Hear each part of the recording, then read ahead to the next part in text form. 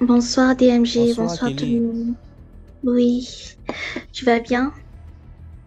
très bien et toi? Bien, bien.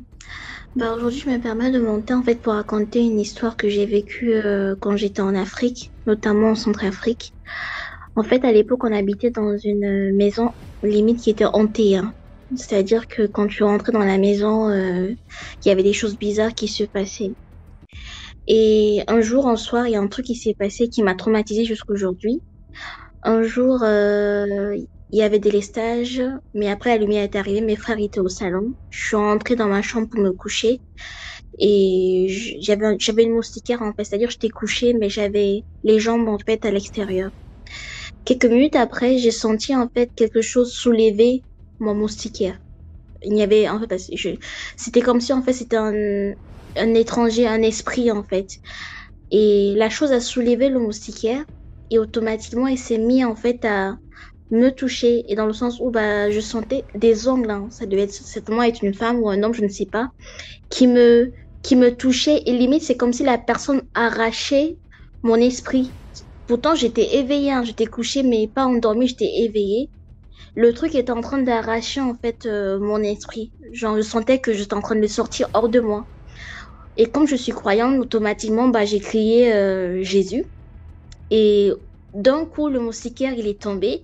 Je me suis levée, il n'y avait personne. Et à l'époque, ma chambre, en fait, donnait juste en face d'une fenêtre, en fait, parce que j'avais une fenêtre, en fait, qui donnait automatiquement dans la cour. Donc, quand j'ai dit Jésus que le moustiquaire est tombé, j'ai levé les yeux pour voir ce qui s'est passé. Et mes yeux sont tombés sur la fenêtre, en fait. Et j'ai vu une ombre qui me regardait. Elle est restée au moins, je pourrais dire 2 minutes, hein. Donc, ça a duré me regarder. Je ne savais pas, je restais tétanisée automatiquement. Bah, quand j'ai voulu me lever, elle s'est enfuie, elle est partie. Et je suis sortie, j'ai dit à mes frères, ils n'ont pas cru et j'ai raconté à ma mère, mes parents, ils n'ont pas cru.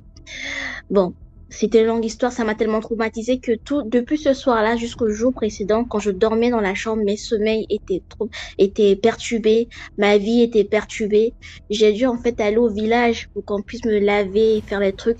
Tout ça pour dire quoi, DMG ainsi que la famille qui est ainsi présente, c'est que quand vous prenez une maison et que vous avez des enfants en bas âge, faites attention en fait et renseignez-vous sur cette maison, s'il y avait des esprits cachés, s'il y avait des choses bizarres qui sont passées là-bas, parce que la maison où on habitait, en fait, c'était une maison où il y a eu un crime, en fait.